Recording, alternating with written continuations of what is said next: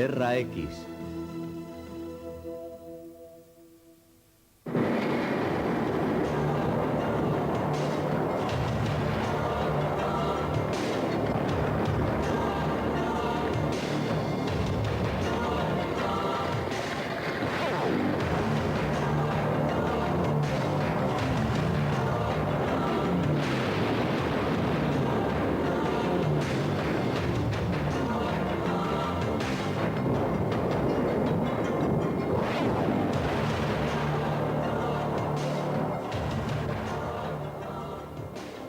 Y la tierra tembló con violencia.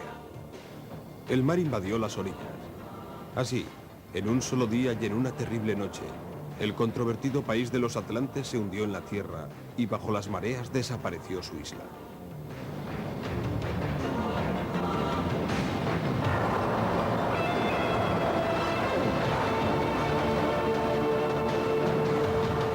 El primer informe de una catástrofe en la historia. Desde hace 2 milenios y medio, la humanidad se pregunta: ¿dónde se encontraba la Atlántida?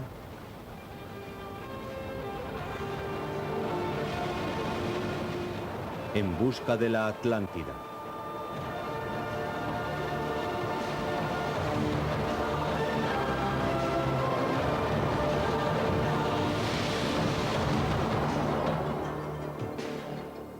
La Atlántida, antiguo sueño de la humanidad o realidad perdida, oculta bajo las piedras en el fondo de los mares. Vamos a investigar dónde se podría haber localizado la Atlántida en nuestra tierra. La discusión por la verdad es tan antigua como la leyenda. Nuestra búsqueda empieza en Egipto, entre los templos milenarios de los faraones. La cuna de la cultura occidental también es el origen de la historia de la Atlántida.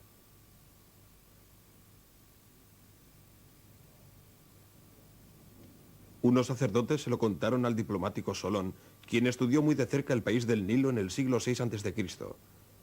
Y el filósofo Platón transmitió el informe a la posteridad.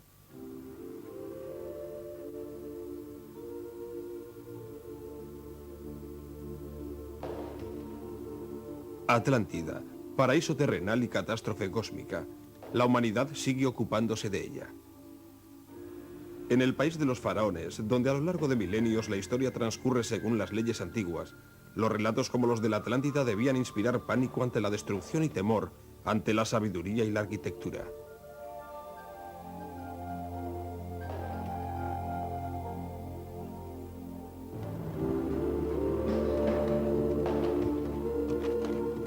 El arte de la construcción de los egipcios no estaba tan avanzado como el de la Atlántida. Pero, ¿qué sabían los antiguos egipcios de este imperio desaparecido? En la tumba del famoso faraón Tutankamón encontramos una inscripción según la cual Ra, señor de todos los dioses, emitió una terrible sentencia. Como la humanidad estaba corrompida, debía morir en un diluvio. Indudablemente un paralelismo, pero no una alusión directa a la Atlántida. Atlántida, traducido del egipcio, significa isla sin nombre. El Nilo, río de la vida y de la muerte, nos va a conducir a los fantasmagóricos sabernos de los faraones.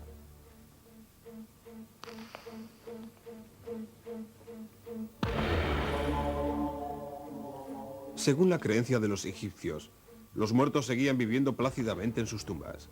Sus cuerpos se libraban de la descomposición al estar momificados.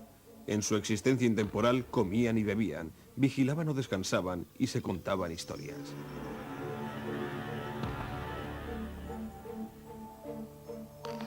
Desconocemos si los habitantes de la necrópolis excavada en la roca hablaron sobre la Atlántida. No se menciona en ningún lugar. El templo de Hatshepsut.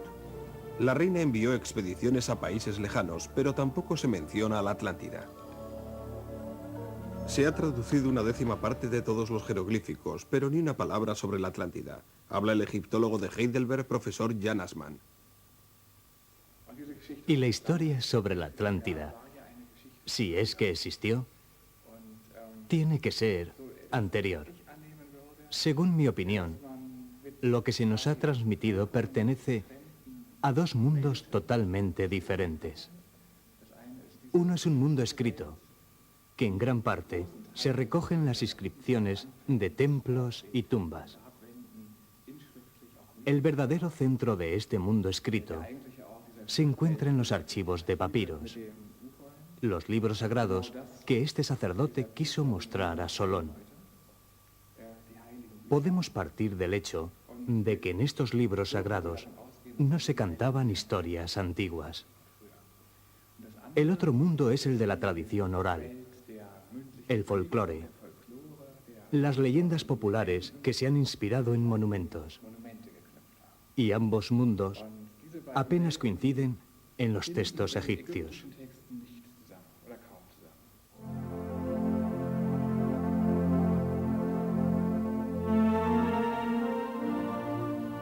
Junto a las pirámides se contaban historias como la del faraón Micerino. Cuando predijeron el día de su muerte, hizo convertir la noche en día para duplicar su vida. ¿Acaso la Atlántida también es una leyenda que se inspira en un monumento? En caso de que así sea, ¿en qué monumento?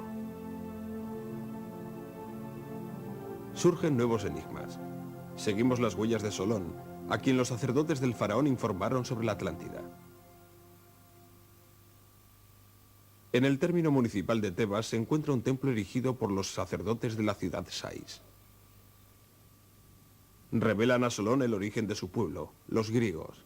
Un anciano sacerdote le promete mostrarle las fuentes históricas. Para Solón es una sensación. Por primera vez, un griego oye que ha existido una poderosa civilización antes de los egipcios y los griegos. Su patria, según las escrituras, era una isla en el mar, desaparecida en una catástrofe.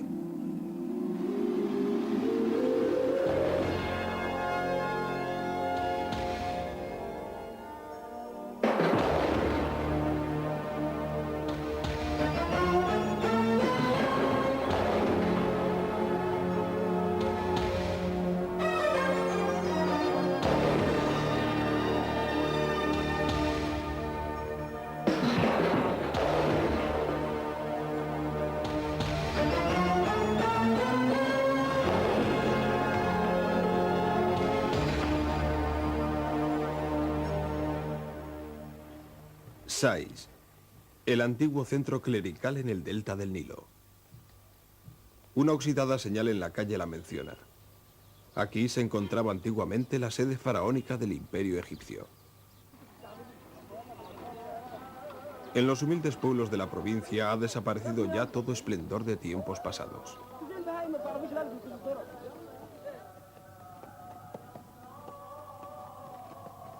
Entre la playa y el cementerio musulmán se extiende una franja de gran empedrado.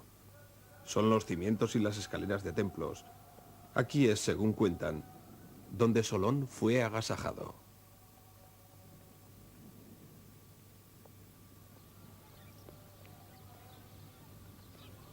Hace 20 años, los arqueólogos estudiaron este lugar. Pero se suspendieron los trabajos por falta de fondos.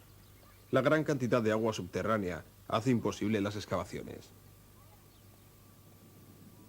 Una gigantesca cabeza de faraón, triste testigo de un pasado glorioso.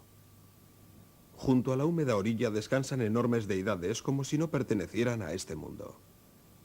¿Estarán esperando ser descubiertas bajo el lecho del lago las escrituras que vio Solón? El imperio de los faraones cayó. El nuevo centro mundial se llamaba Atenas. Con el informe sobre la Atlántida que redactó Platón el año 350 a.C., los atenienses conocen una cultura grandiosa.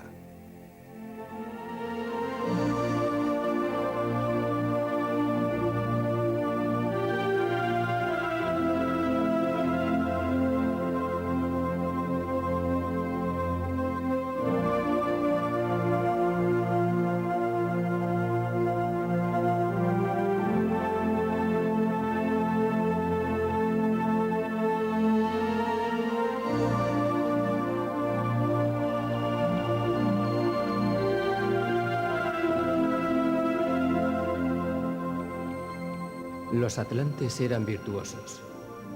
No les importaban demasiado las riquezas terrenales y rechazaban el oro. ¿Está Platón describiendo una utopía? Más adelante dice: Sus riquezas les superaron. Les invadió la envidia, la avaricia y la codicia. El Dios Supremo los castigó. ¿Es el informe una advertencia? ¿Acaso se refiere a una catástrofe en la zona de Grecia? El mar Mediterráneo oriental. Entre Sais y Atenas, en el segundo milenio antes de Cristo floreció el reino minoico con sus centros en Creta y Santorín. Santorín se compone de un archipiélago circular, resto de una gran isla volcánica. Hoy día, barcos turísticos cruzan la pacífica bahía.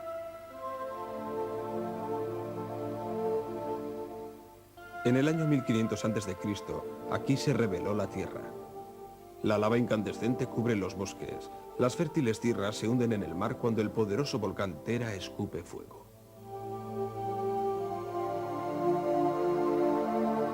Es la destrucción de una isla. 140 kilómetros cúbicos de tierra firme son arrojados por los aires. Lo que queda es un paisaje lunar. Bajo una gruesa capa de tierra, el magma incandescente es detenido, pero del interior de la montaña brotan vapores sulfurosos, como si la isla necesitara válvulas de escape. Cuesta creer que aquí surgiera una de las civilizaciones más antiguas de Europa.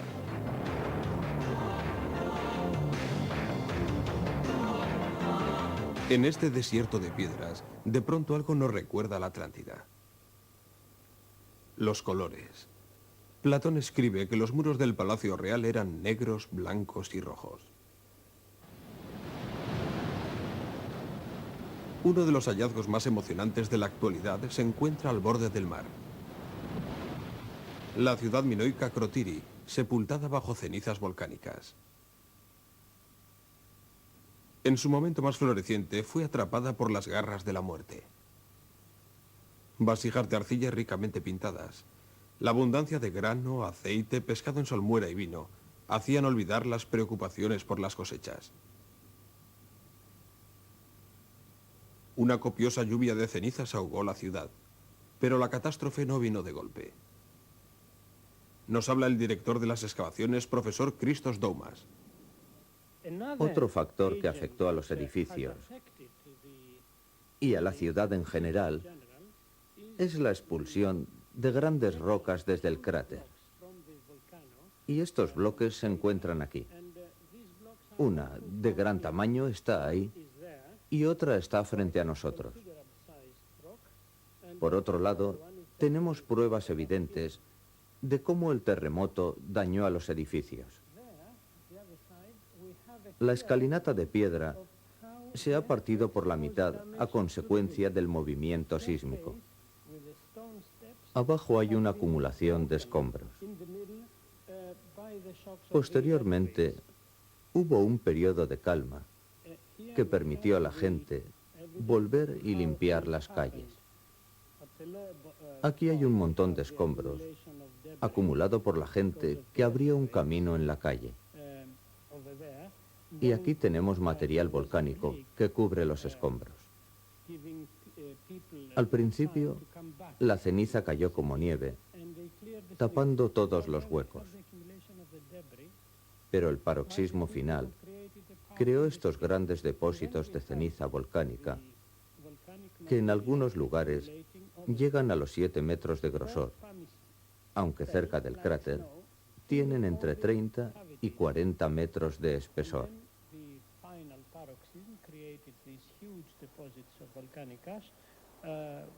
Which in certain places here in the site are 6 or 7 meters in thickness, but near the caldera they are 30, 40 meters.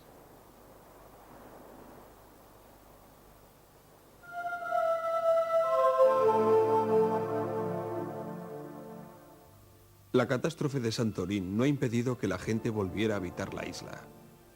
Viven con el peligro. En 1957, un terremoto hizo que parte de una aldea se precipitara en el vacío. Santorín es uno de los centros turísticos más apreciados en Grecia.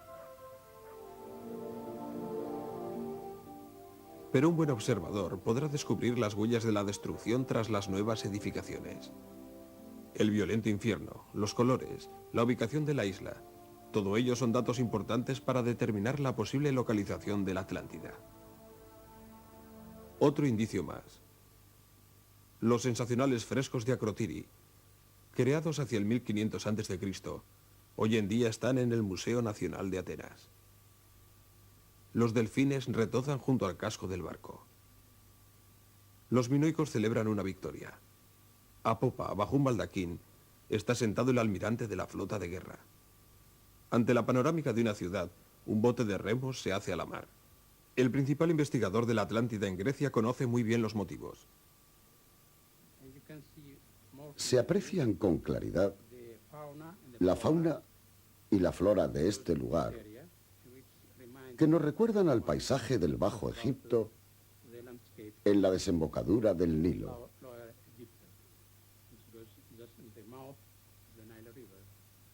Ahí está la ciudad de Sais, desde donde los sacerdotes de allí escucharon la explosión del volcán y registraron el suceso.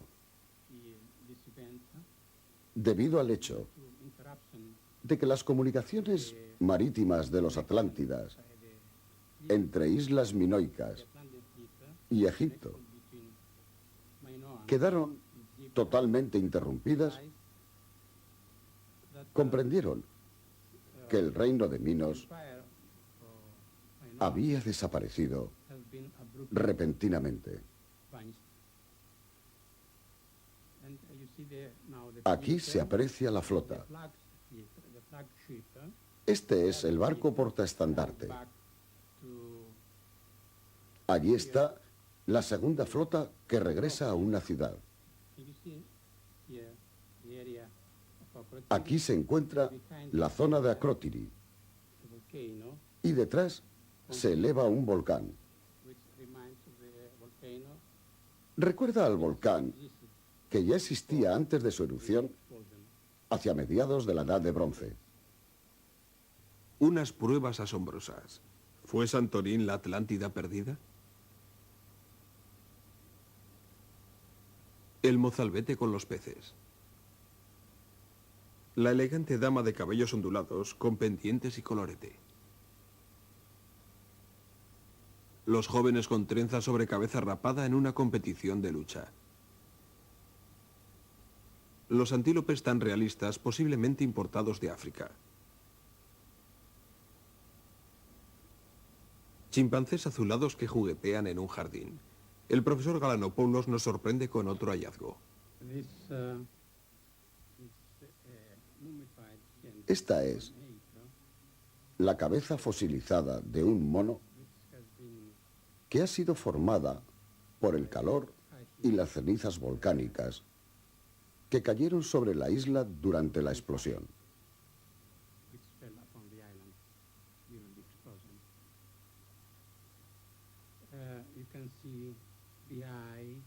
Se distingue el ojo, el rastro de la oreja, los dientes, y aquí se ve cómo el mono murió a consecuencia de una roca del volcán.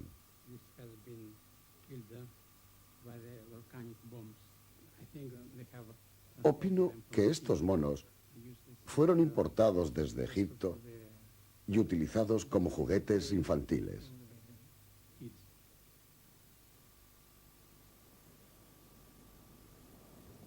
De modo que quedan demostradas las relaciones entre egipcios y el reino minoico. Pero tenemos otra prueba más. En el Instituto de Ciencias Naturales de Atenas descubrimos huesos de elefantes enanos. Este animal ya extinguido vivía en las islas del Egeo. Se cuenta que también los hubo en la Atlántida. Al entrar en erupción el volcán, finaliza la existencia de estos animales de 1,30 m de altura. ¿Puede este hallazgo ser prueba definitiva de la Atlántida? Es posible. El profesor Doumas nos apunta a otra posibilidad que menciona Platón. Of course, Naturalmente, el grado de civilización que hemos descubierto se corresponde con la descripción que hace Platón de la Atlántida. También el comercio que mantenía la ciudad de Acrotiri con los países del Mediterráneo oriental demuestra que la catástrofe aquí ocurrida se escuchó allí. Tal vez la ruptura de relaciones que provocó la explosión tuvo su influencia en la historia, dando lugar a la leyenda de la Atlántida. Pero no estoy seguro de que existiera la Atlántida, pues Platón quería ofrecer el ejemplo del estado ideal.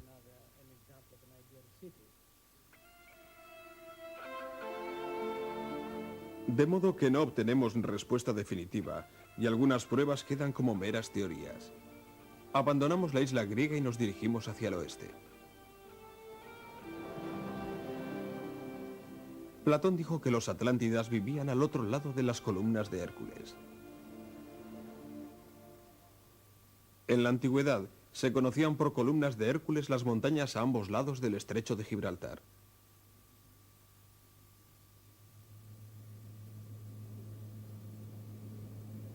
Volamos hacia la cordillera del Atlas en Marruecos.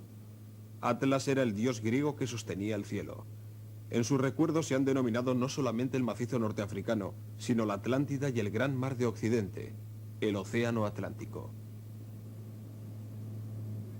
Gibraltar en el lado europeo.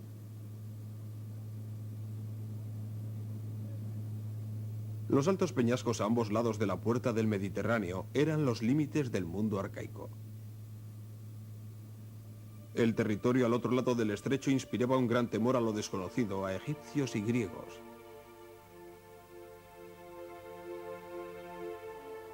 Los navegantes de la antigüedad rara vez se aventuraban más allá del Atlántico. Temían que los barcos cayeran a los infiernos al sobrepasar el borde de la placa terrestre.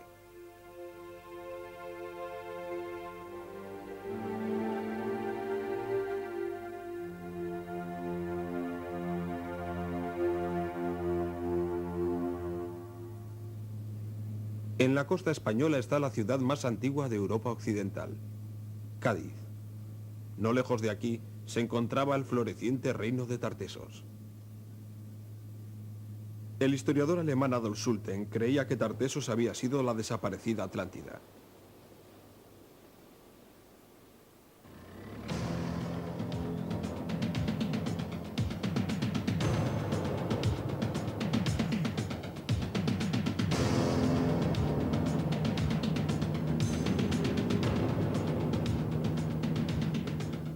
Schulten ha explorado en las costas andaluzas. Eso fue en los años 20. Vamos a seguir su rastro.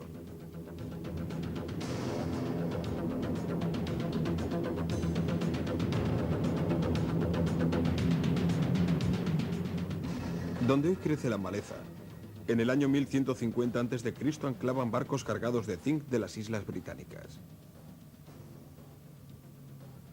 Con el cobre español se fabricaba una aleación de bronce, que junto con la plata consistía la base de la riqueza de Tartesos.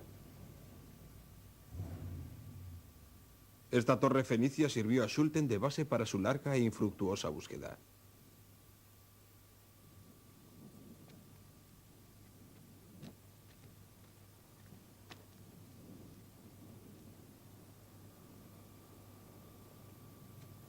Los muros fueron erigidos cuando los fenicios conquistaron Tartesos. Es posible que el material de construcción proviniera de casas tartesas. Hasta ahora los arqueólogos no han encontrado nada. Ya Schulten tuvo que claudicar ante las aguas subterráneas que hacen una excavación casi imposible. Pero si la Atlántida estuvo aquí, no es más que una mera especulación. Pero el terreno donde investigó en vano ocultaba algo sensacional.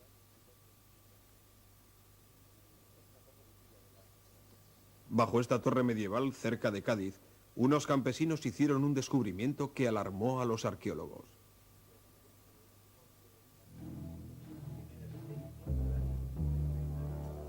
Los muros de un impresionante asentamiento.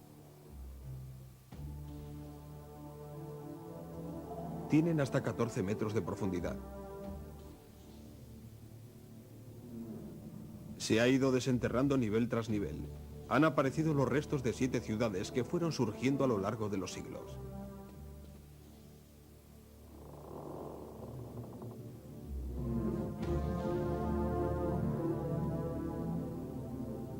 La base más profunda y con ello la más antigua data del 900 a.C. Tartesos estaba lejos de Egipto. Las riquezas y la abundancia que incluso menciona la Biblia han dado origen a su fama. ¿Acaso fueron dichas noticias las que llegaron hasta Egipto dando lugar a la leyenda de la Atlántida? Nos aguarda una sorpresa. Los arqueólogos han encontrado bajo los muros un singular objeto. La estatuilla minúscula de una deidad egipcia. Es la prueba de que hubo contactos con Egipto. De haber encontrado realmente la Atlántida, hay que plantearse la pregunta de si era la Atlántida de Platón. Una nueva investigación deberá decidirlo. Permanecemos en España. Bajo nosotros está Andalucía, que Platón llama el país gadeo. Gadeira, el nombre griego de Cádiz, es el único dato de localización en el informe sobre Atlántida. Una suave colina creada por el hombre. Dentro se oculta una tumba colectiva. Aquí, en el Romeral, ya enterraban a los muertos hace 4000 años.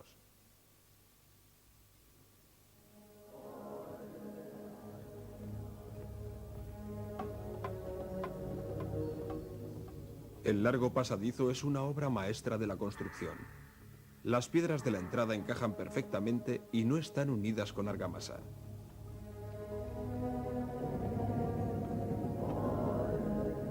Entramos en una estancia cuya cúpula está cubierta por una enorme losa de piedra.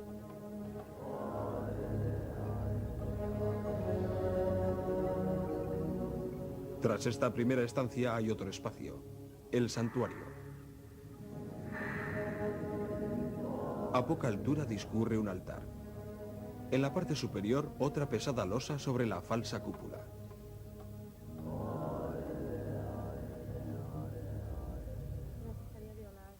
A pocos kilómetros de aquí observamos a algunos arqueólogos llevando a cabo mediciones en la gran sepultura de Menga, la mayor en su estilo.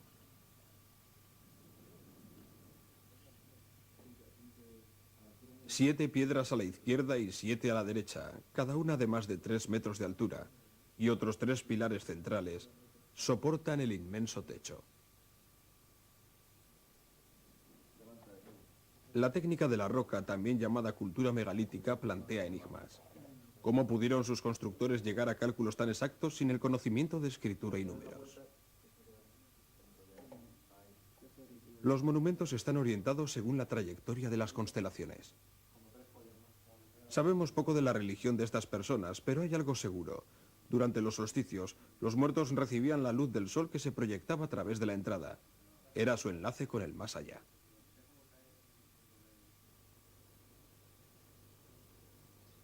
Florecientes jardines en la fértil llanura a lo largo del río. El mar desaparece en la niebla del horizonte. Estamos en Los Millares, centro megalítico del sur de España.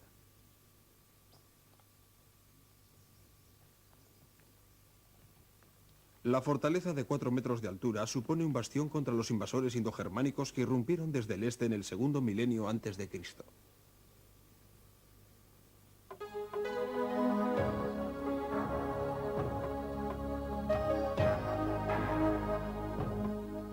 Unas planchas de mármol blanco indican la parte restaurada de las casas de los Millares. Según una reciente teoría, la Atlántida perdida hay que buscarla en las culturas megalíticas. ¿Fue esta población, cuyas casas se extienden a lo largo de 3 kilómetros, una ciudad de la Atlántida? Los fértiles alrededores así lo sugieren. De las montañas brotan aguas a 40 grados centígrados. Platón menciona unas fuentes calientes. ¿Primeros indicios de una nueva Atlántida? La idea es fascinante. Desde Los Millares hasta Carnac y Gabrinis, en la Bretaña francesa. El imperio megalítico cubría amplias zonas de Europa y llegaba hasta África del Norte. El Golfo de Morbihan, bajo nosotros se encuentra la tumba real de Gabrinis.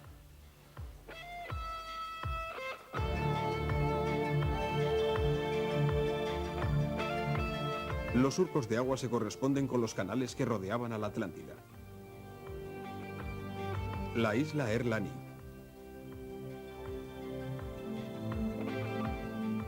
En la isla se criaban toros. El toro era el animal sagrado de la Atlántida. Preguntamos a un científico berlinés cuál es la relación de este lugar con la Atlántida. Mi respuesta le sorprenderá mucho, pero nos encontramos en el centro de la Atlántida, es decir, sobre la isla que se situó en el punto central de la Atlántida, donde se construyó el primer templo atlante. Alrededor pueden ver agua y algunas islas menores. En esta isla que ven,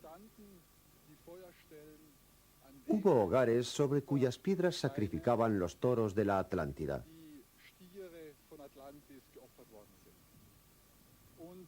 Y a este lado ven el antiguo templo que ha sido desenterrado recientemente. Tiene unos 5.500 años de antigüedad. En su interior contiene muchas grandes piedras cubiertas de ornamentos. La cultura megalítica era 2000 años anterior a la egipcia y se extendía desde Suecia hasta África del Norte, desde Irlanda hasta Malta. Fue una grandiosa cultura que durante 500 años se desarrolló paralela al antiguo imperio egipcio.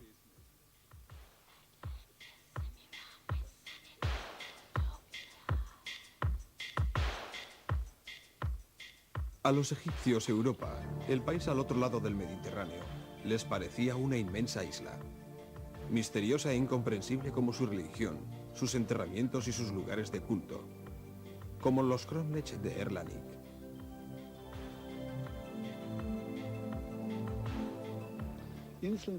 Islas como esta pueden modificarse dramáticamente bajo algunas condiciones climáticas concretas. Se llaman espejismos y sucede sobre todo en la calma que precede a una tempestad. Aquí ven una imagen de un espejismo. No se distingue el horizonte, que se encuentra más o menos aquí. Pero por encima se pueden ver una serie de cordilleras o estructuras que recuerdan a un castillo. No son reales, cambian con el tiempo.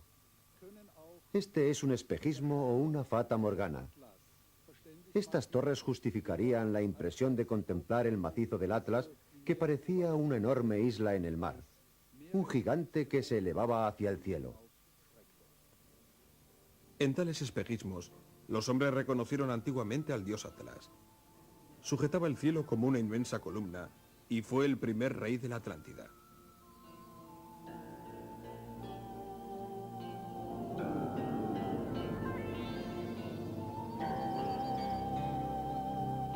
Más de 4000 gigantes de piedra, testigos atemporales de una cultura atlántica.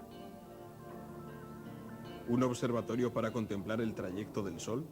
¿Para predecir el tiempo? ¿O un lugar sagrado de tránsito hacia el más allá? Es fácil demostrar que la Atlántida tuvo que desaparecer hacia el 2200 a.C. Y esto coincide con el ocaso del inmenso imperio megalítico. Sobre estas fechas llegaron los conquistadores indoeuropeos y borraron todo indicio de las culturas megalíticas. Destruyeron tumbas y monumentos. La arquitectura cayó en el olvido y también desapareció la religión. Ese fue el fin de la Atlántida. De modo que la Atlántida no cayó como territorio, sino como religión. La tradición y los relatos a lo largo de la historia forjaron la leyenda.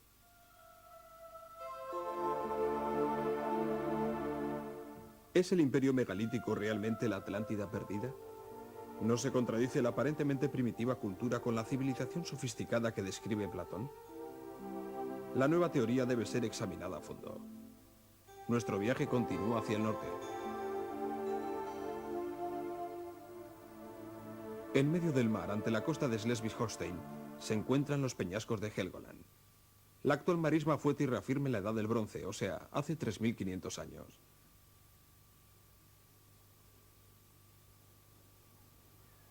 Desde los años 50, el investigador Jürgen Spanut está reuniendo pruebas para una teoría muy personal, según la cual la Atlántida se hundió en las costas del norte de Alemania. Vamos a visitar al que fue sacerdote. Nos encontramos ante el más reciente malecón del norte de Frisia. A unos 40 kilómetros hacia el suroeste está el peñón de Helgoland. Todo el terreno, la actual marisma, fue antiguamente tierra firme. Una tierra muy fértil, que en el informe sobre la Atlántida es descrita como la llanura más fértil que existe.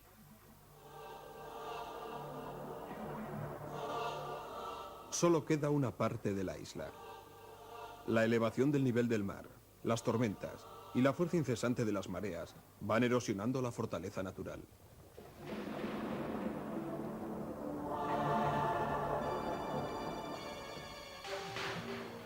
Tras estos peñascos se encontraba el castillo de la Atlántida. Helgoland significa tierra sagrada. Para las tribus germánicas de la Edad del Bronce, la isla era un santuario. Los yacimientos arqueológicos desaparecieron hace medio siglo. Lo que la naturaleza no había destruido desde la Edad del Bronce, las bombas y las explosiones de la última guerra se encargaron de borrar de la faz de la tierra.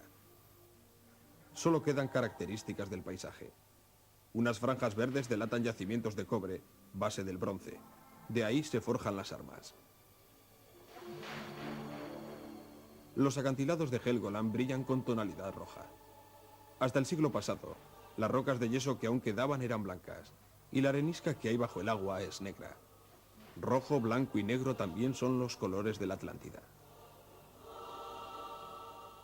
Actualmente todavía se encuentra ámbar dorado en la playa. Con este material, según Spanut, se recubrían los muros del castillo real. Parecido a lo que dice Platón. Esto es el Helgoland actual. Esta es la duna. Y debajo de este peñasco se encuentra la base de piedra.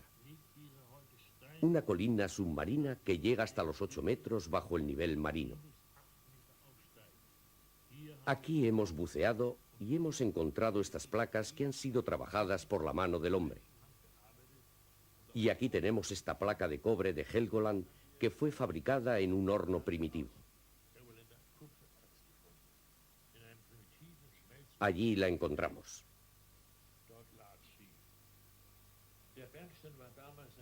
El ámbar en aquella época era una piedra muy valiosa.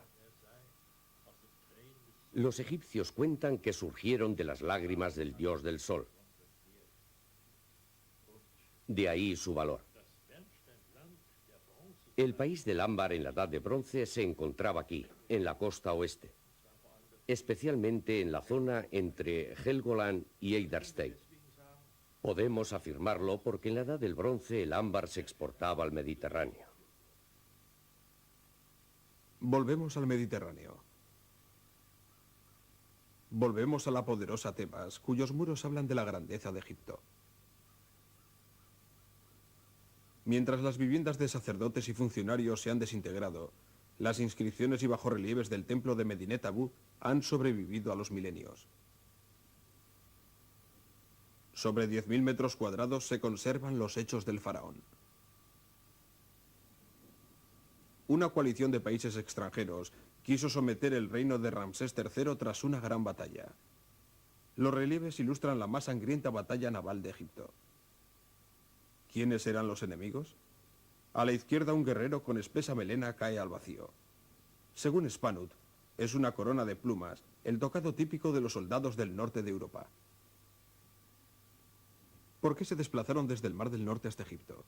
Spanut contesta: las catástrofes y el hambre obligaron a grandes emigraciones. El comercio de ámbar les había mostrado el camino. Reconocemos los enemigos del norte por los típicos escudos redondos y los cascos astados. Evidentemente, los atlántidas habían preparado mal su campaña. Al contrario que sus enemigos. Ramsés reconoció el peligro para su imperio. Mandó amurallar la desembocadura del Nilo, evaluó su poderío militar y organizó cuerpos de élite.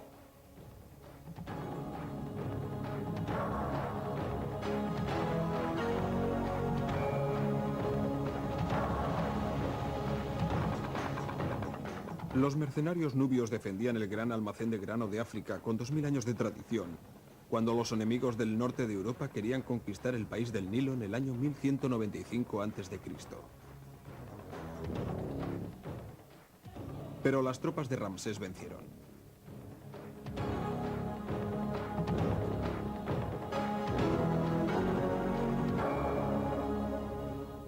Los prisioneros son trasladados. Por los cascos de plumas, reconocemos que son guerreros del norte.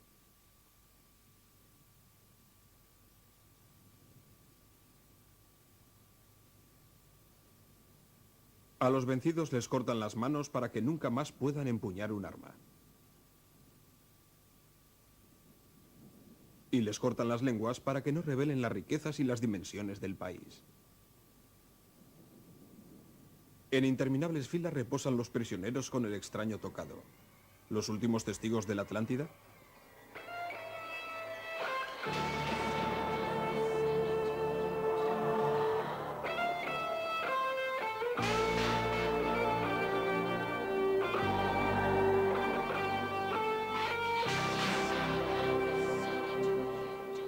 Nuestra búsqueda por el mundo antiguo llega a su fin. Hemos visitado muchos lugares donde los científicos suponen que se encuentra la Atlántida, pero no hemos encontrado demasiadas pruebas. Sin embargo, allí en el Océano Atlántico, en el Nuevo Mundo, dicen que hay rastros de la Atlántida. Estamos llenos de intriga ante lo que nos espera allí.